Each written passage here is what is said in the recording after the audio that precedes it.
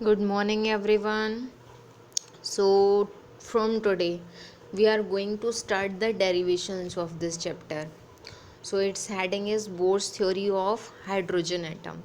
तो इससे पहले हमने बोर्स के पोस्टुलेट्स और बोर्स एटॉमिक मॉडल को स्टडी कर रखा है और बोर्स मॉडल में जो रदरफोर्ड मॉडल के लास्ट 2 पॉइंट्स जो डिस्क्राइब नहीं थे उनको डिस्क्राइब किया गया। मोस्ट इम्पॉर्टेंट चीज़ें हैं बोर्स मॉडल की फ्रीक्वेंसी कंडीशन और क्वांटाइजेशन कंडीशन। तो ये दो रिलेशंस को भी आपको याद रखना पड़ेगा क्योंकि इन दो रिलेशंस की नीड आगे आने वाले डेरिवेशंस में होगी। तो Bohr's quantization condition angular momentum के लिए है mvr=nh/2 और फ्रीक्वेंसी कंडीशन आपकी मोस्ट इम्पॉर्टेंट जो है वो है hν=E2 - E1, जहाँ E2 और E1 एनर्जीज़ हैं ऑर्बिट्स की और hν जो है आपका that is the relation for energy of the photon, H Planck's constant और न्यू फ्रीक्वेंसी। तो स्टार्ट करते हैं Bohr's theory of hydrogen atom से। तो यहाँ पर सबसे पहले we have to discuss the question. तो क्वेश्चन में लिखा है यूजिंग बोर्स पोस्टुलेट्स, जो हैं वही पॉइंट्स हैं जो हमने बोर्स मॉडल में एक्सप्लेन किए थे। तो अगर इस हेडिंग से आता है पोस्टुलेट्स तो याद रखिएगा। Using Bohr's postulates derive an expression for the radii of the permitted orbits in the hydrogen atom. तो हमें सबसे पहली बात हाइड्रोजन एटम के लिए इसको रिलेशन को ड्राइव करना है। तो जहाँ पर हम एटॉमिक नंबर, जैसे पीछे गोल्ड फाइल के लिए Z आया था, तो Z का मतलब जो एटॉमिक नंबर है वो हमें यहाँ पर हाइड्रोजन का यूज़ करना है। तो जो कंडीशंस हमें एटम के लिए लेनी है those are all for hydrogen atom. और दूसरी बात हमें फाइंड क्या करना है, इसमें ड्राइव क्या करना है, जो क्वेश्चन में दे रखा है रेडियस फाइंड करनी है हमें उन ऑर्बिट्स की जो परमिटेड ऑर्बिट्स हैं बोर के अकॉर्डिंग। शो दैट द, उसके आगे जो पार्ट है क्वेश्चन में, क्योंकि एक लॉन्ग क्वेश्चन है 5 मार्क्स का, show that the speed of electron in the inner most orbit of hydrogen atom is 1/137 times the speed of light. तो इनर मोस्ट ऑर्बिट में जो रेवोल्यूशन होता है जिसमें इलेक्ट्रॉन की स्पीड फास्ट है, उस रेवोल्यूशन में जो स्पीड है वो कितनी है 1/137 times of the speed of light.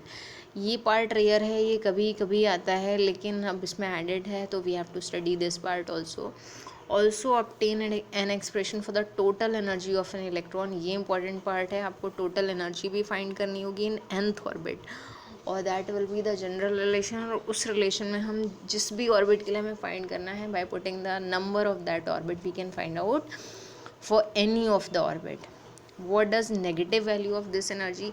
फिर आप देखेंगे एनर्जी की का जो रिलेशन है that will be with minus sign, तो उसका वो क्या इंडिकेट करता है और बोर्स रेडियस किसको कहते हैं। तो ये सारे पार्ट्स हैं क्वेश्चन के और ये क्वेश्चन बहुत ज़्यादा रिपीट होता है, इंपॉर्टेंट क्वेश्चन है, डेरिवेशन भी है और साथ ही साथ आपको क्या करना होगा कि बहुत सारी न्यूमरल वैल्यूज़ को आपको याद भी रखना पड़ेगा। वैसे तो क्वेश्चन पेपर में गिवन होती हैं लेकिन फिर भी कम से कम आपको इतना पता होना चाहिए कि बाद में अगर आपको क्रॉस चेक करना हो कि हमारा आंसर इतना आ रहा है नहीं आ रहा है तो that you should know.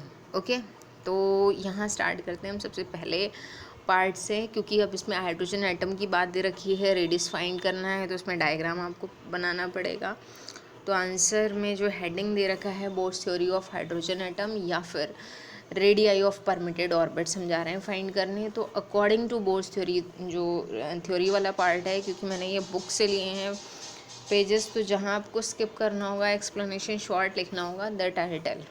Okay, तो according to Bohr's theory hydrogen atom consist of a nucleus with a positive charge Ze and a single electron. क्योंकि हाइड्रोजन एटम की बात हो रही है तो यहाँ एक सिंगल इलेक्ट्रॉन है और न्यूक्लियस है। इलेक्ट्रॉन का चार्ज -e है, न्यूक्लियस का चार्ज प्लस में है Ze which revolves around it in a circular orbit of radius r। ये सब कुछ आपको लिखना होगा। इलेक्ट्रोस्टैटिक फोर्स जो है वही सेंट्रीपिटल फोर्स प्रोवाइड कर रही है न्यूक्लियस और इलेक्ट्रॉन के बीच का जो अट्रैक्शन है। तो हमने रिलेशन लिखा है सेंट्रीपिटल फोर्स का या इलेक्ट्रोस्टैटिक फोर्स का, बाद में इसको सेंट्रीपिटल से कंपेयर कर देंगे। तो स्टेप बाय स्टेप अगर लिखें तो सबसे पहले इलेक्ट्रोस्टैटिक फोर्स का फॉर्मूला वही जो कुलॉम्स लॉ से आता है, तो के यहाँ कांस्टेंट है और first charge Ze, second charge E/r² और it will be Kze² upon r।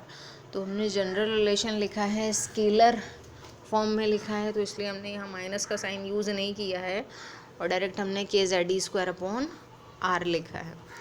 उसके बाद since this force is providing the necessary centripetal force for the revolution, language आप चेंज कर दें तो बेटर है, डायरेक्ट बुकिश लैंग्वेज में ना लिखें।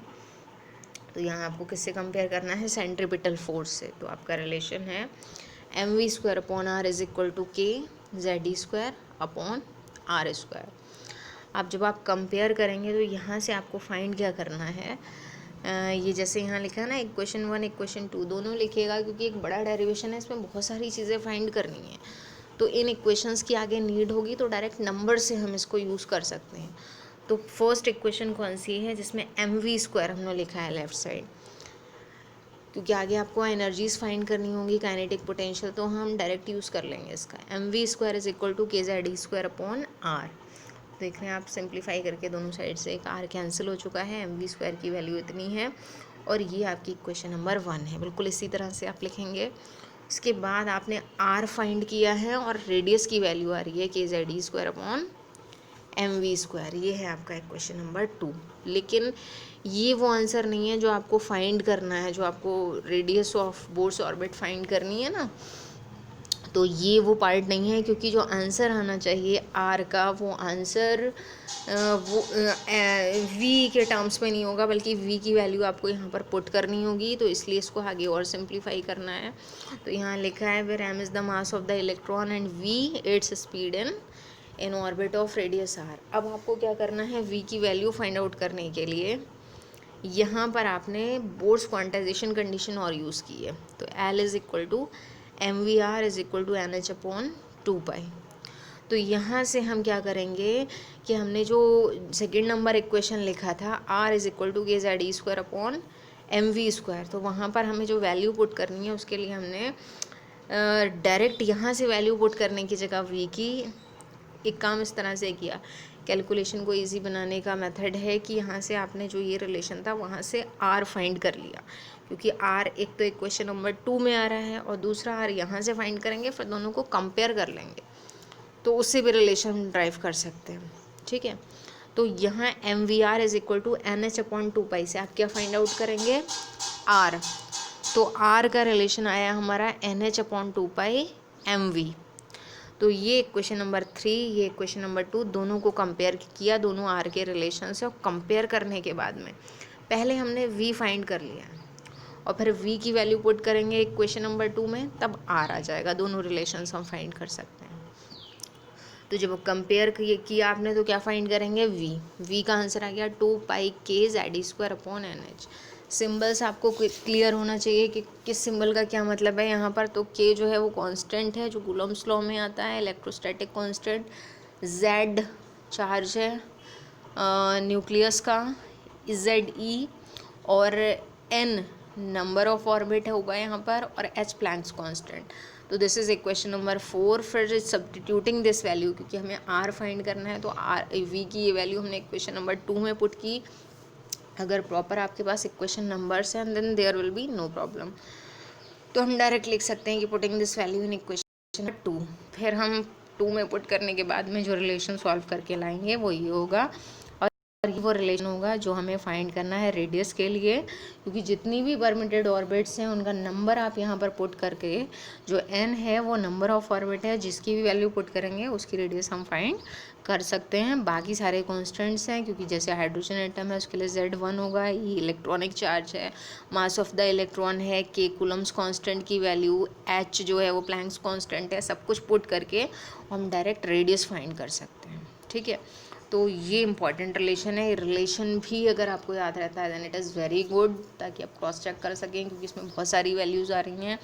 r is equal to n²h²/4π²mkze², ये क्वेश्चन नंबर 5 है और रेडियस का रिलेशन है। तो एक पार्ट क्वेश्चन का हम सॉल्व कर चुके हैं। लिखा है clearly the radii of the permitted orbits are proportional to n²। तो इस रिलेशन से ये भी क्लियर हो रहा है कि जितनी भी परमिटेड ऑर्बिट्स हैं उनकी जो रेडियाई है वो डायरेक्टली प्रोपोर्शनल किसके है, n² के, and increases in the ratio. तो अगर फर्स्ट ऑर्बिट की वैल्यू पुट करना स्टार्ट करें तो किस रेशियो में इंक्रीज होती है, 1:4:9:16। तो the parameter n is called the principal quantum number. n जो है वो यहाँ पर प्रिंसिपल क्वांटम नंबर को भी डिनोट कर रहा है। उसके बाद अगर हम मान लीजिए फर्स्ट इनर मोस्ट ऑर्बिट के लिए रेडियस फाइंड करते हैं, तो the radius of the inner most orbit of the hydrogen atom, तो जैसा मैंने आपको बताया कि सारे कॉन्स्टेंट्स की वैल्यू आपको यहाँ पर पुट करनी होगी। तो देखिए ये सारे कॉन्स्टेंट्स की वैल्यू पुट करने के बाद कैलकुलेशन करके सॉल्व करना तो it is not possible in exam, इसलिए आपको जो रेडियस है इनर मोस्ट ऑर्बिट की उसकी value, numeral value approximately equal to कितनी आती है, this you should know. Okay, बाद में आपको उसको लिख देना है, क्रॉस चेक कर लेना है कि हमारा आंसर इतना ही आ रहा है।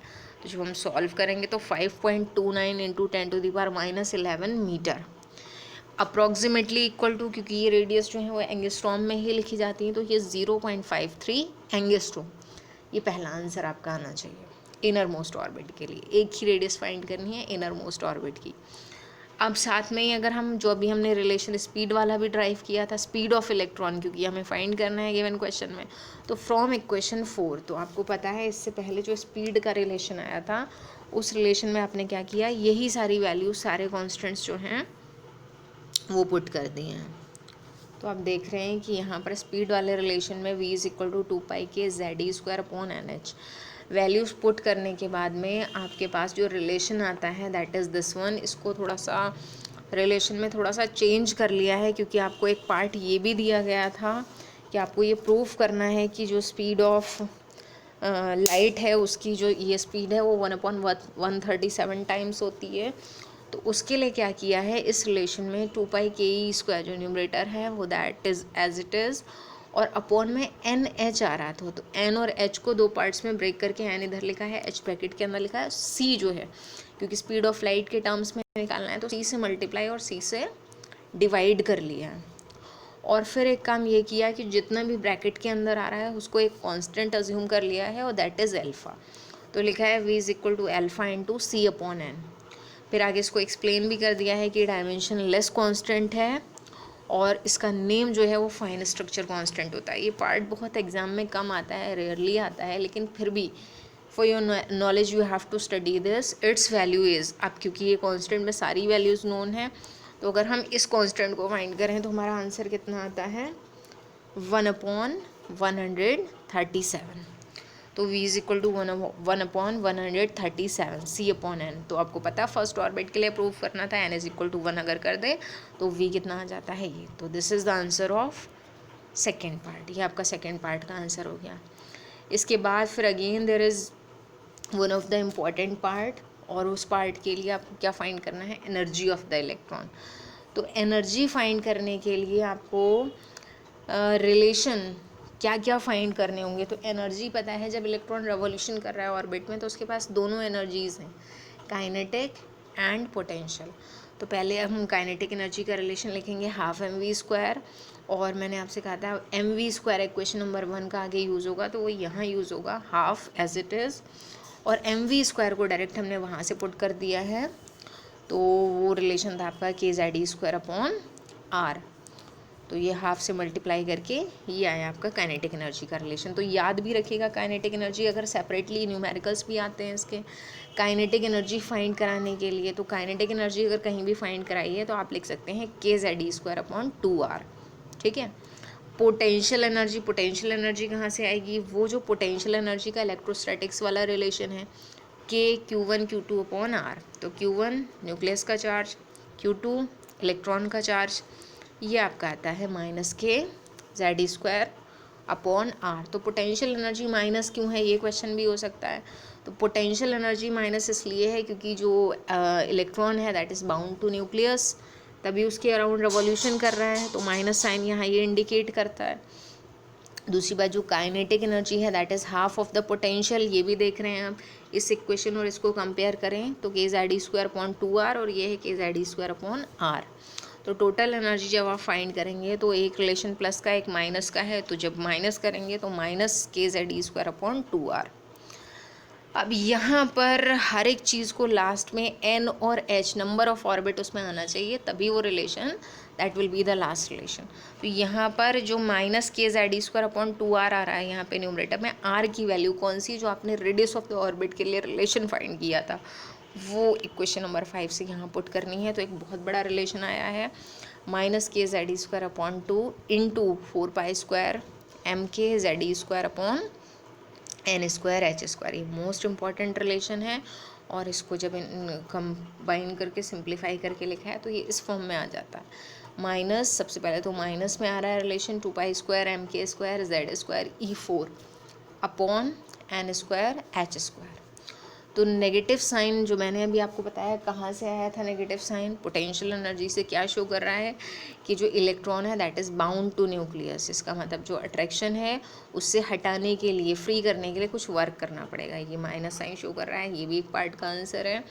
और ये जो रिलेशन है ये आपको डायरेक्ट न्यूमेरिकल्स में भी यूज़ करना हो सकता है, आगे भी कई जगह इसका यूज़ होगा। तो इसके फॉर्मूलों को याद करने के लिए शॉर्ट ट्रिक आपके पास ये है कि पेपर पे नोट करते जाएं सारे, उसको टाइम टू टाइम रिवाइज़ करें, कम से कम उसको 5 टाइम्स बिना देखे लिखें, तो आपको रिलेशंस याद हो पाएंगे। क्योंकि इसके लिए फॉर्मूले जो हैं वो बहुत इंपॉर्टेंट है इस चैप्टर के। तो प्रैक्टिस ऑल दीज फॉर्मूलाई। ओके, तो यहाँ तक हम फिनिश कर रहे हैं। फिर लास्ट हेडिंग जो होगा हमारा स्पेक्ट्रल सीरीज और spectrum, that will study on the next turn. Okay, thank